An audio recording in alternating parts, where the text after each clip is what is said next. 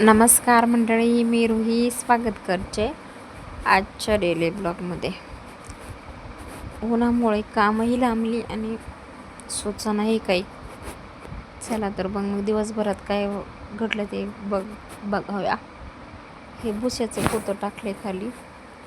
ह्याच्यात आहे ना निम्मा भुसा आहे ना, पोरांना ते खाद्य भेटतं ना अंगणवाडीतनं, त्याचं आहे दळलं इथे. त्याचा हा भुसा आहे आणि ते कालवायचं चाललंय. अंगणवाडीतून खाद्य भेटतं ते काही खाण्यासारखं नाही, गायांना वरडून घालतो. सरकारला विनंती, जरा चांगलं खाद्य द्या. आता फरशी बिरशी सगळं क्लीन करून घ्यावा म्हटलं आधी. मग झाडून घेतलं, फरशी क्लीन करून घेतली, बाकीची कामं उरकली. त्याच्याबरोबर ही रात्रीची भांडी होती, ती म्हणलं आधी पहिला लावावं.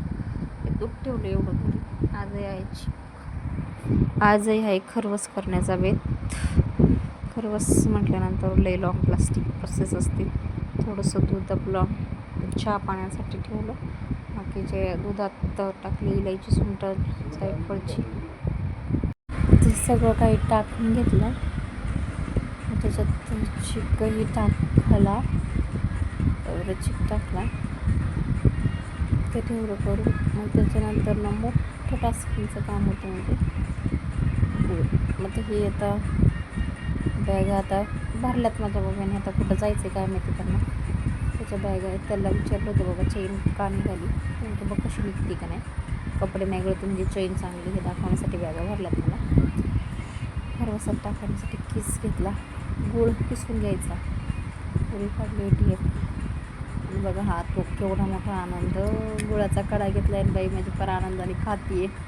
आनंदी आनंद चौकडे, जिकडे तिकडे चोहीकडे, केवढा मोठा ते आनंद घेतलाय. गुळाचा खडा खातीये. तिला काही मी दिला नाही बरं का. बघितला गुळात तुडतुड तुडतुड पळत आली आणि घेतलाय खायला. लहान मुलांना सगळं काही कळतं. आता ही अशी बारीक सारीक गुळाचे खडे घेऊन उठून आता डायरेक्ट ताटात घेऊनच त्याला किसला पाहिजे. आणि तो गुळ असा कडक आहे, काही असा ढिल्ला बिल्ला नाही आहे. वराचा वेळ गेला. तस गुळ त्या दिवशी जरा शॉर्टेज होता म्हणून नव्हता घातला मी पहिल्यांदा सगळ्या सुरुवातीला. आहे मुबलक प्रमाणात गुळ म्हटल्यानंतर घालते. आणि खरवस कसा बनवायचा त्याचा व्हिडिओ चॅनलला अपलोड आहे, तर पहा. आणि कसा बनवाने आता बराच वेळ जातो, कठीण जातं जरा ते खाज हे करायला. केलं आता पाणीच नाही आहे बघा, पाणीच नाही आहे नळाला पाणी नाही आहे. आणि एवढं भांड्यांचा राहाडा आहे. काही गुळ घेतला आहे किसून आणि त्याच्यानंतर तो जाणार आहे आता टोपात. आणि मग ढवळून घ्यायचं आहे. गुळ किसला आहे तो बघून मला गुळाचा चहा प्यायचा मोह काय आवारला नाही. चहापत्ती टाकली, थोडासा गुळ टाकला, मला जास्त गोड चहा आवडत नाही. पाणी टाकलं आणि उकळायला ठेवून दिला. आणि त्याच्यानंतर पुढची प्रोसेस म्हटले ती खरवस उकडायला घातली. पण आता ते गुळ असा टाकण्याचा, मग तो ढवळायचा. चाललंय चला जरा ते रेस्ट होऊन जायचं. सगळ्या प्रोसेस केल्या. चॅनलला व्हिडिओ अपलोड चिक कसं करायचा तो साखर टाकून केलेला आहे. आता हा गुळ टाकून केला. मग आता ह्याची रवानगी कुठंतरी केली पाहिजे ना. आता पाणी उकळलेलं होतं, माझ्या नाटाची आंघोळ राहिली होती. जरासं थोडं पाणी काढून घेतलं. ते काही लगेच आंघोळ करणार होती, तोपर्यंत पाणी नॉर्मल झालं. आणि जेवढं पाणी लागते तेवढं ठेवलं. आणि मग त्याच्यावर आपली स्टँड रिंग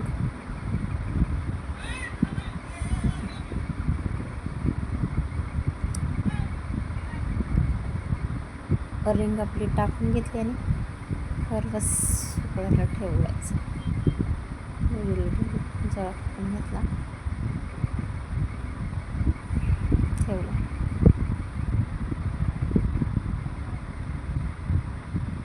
व्यवस्थित झालेलं आहे सगळं सेटअप. ठेवतो त्याच्या दगड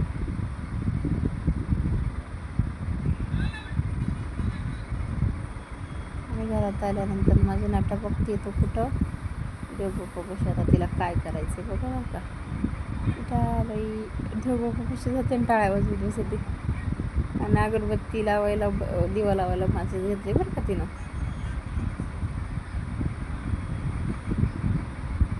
काय लहान मुलांचं ऑब्झर्वेशन लय यार. आपण देवबापापुढे जाऊन टाळ्या वाजवतो ना तशी करते ती. काडीपिटी घेतली दिवा लावायला आणि इकडे माझा चहा उकळला होता तो गाळून घेतला आणि गुळाचा चहा केला होता. त्याच्यामुळे त्याच्यात डायरेक्टली दूध ओतता येत नाही. चहा गरम होता, दूधही गरम होतं इकडं आणि त्याच्यात टाकला वरतून दुधाचा 1 कपभर आणि चहा तयार झाला आहे. इलायची सुंठ जायफळयुक्त गुळाचा चहा. आता सोयाबीन भात बनवायचा होता. आता त्याची काही रेसिपी मी शूट केली नाही. तर सोयाबीन भात काढायला कुठं जायचंय? कुठं गेली होती कपडे? का बरं? आणि तू का बरं?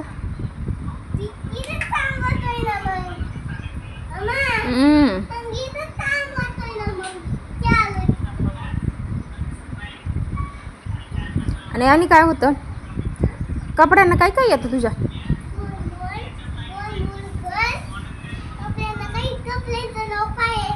मला काय माहिती तुझ्या कपड्यांचं काय नाव आहे?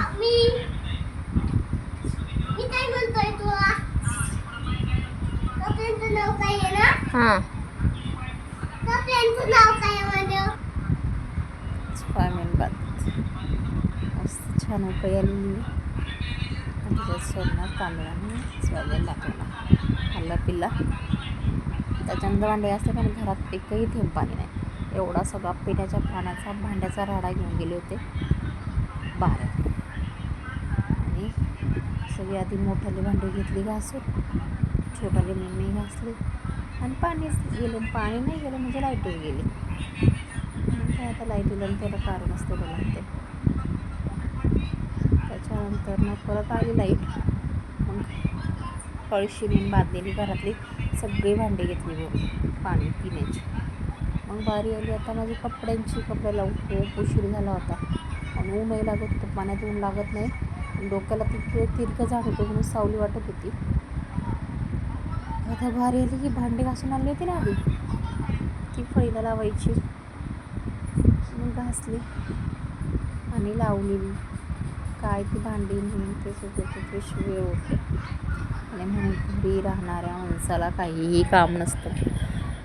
शेतात बाहेर गेणारी माणसं काम धंदा करून आराम बिराम करून खाऊन पिऊन टुचटुचीत राहतात. वरचं माणूस झुलतच राहतो ना. वर घरच्या माणसं काही नाही, शेतात नाही, पोतात नाही, कुठं नाही, काय नाही, घरीच असते.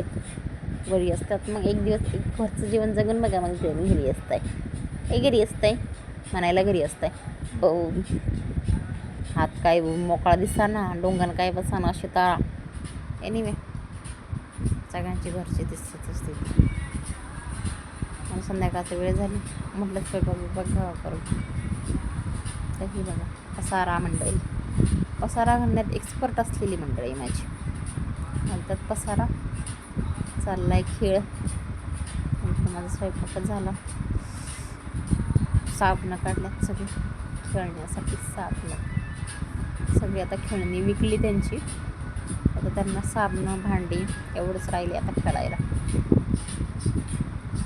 भाकरी नॉनव्हेज म्हटल्यानंतर लई भांडी. त्याला समाज नॉनव्हेज केलं होतं. सगळं आवडलं. खाणंपिणं भांडी घासली. असं होता आज माझा डेलीवर. धन्यवाद. कसं वाटला कमेंट करून नक्की सांगा.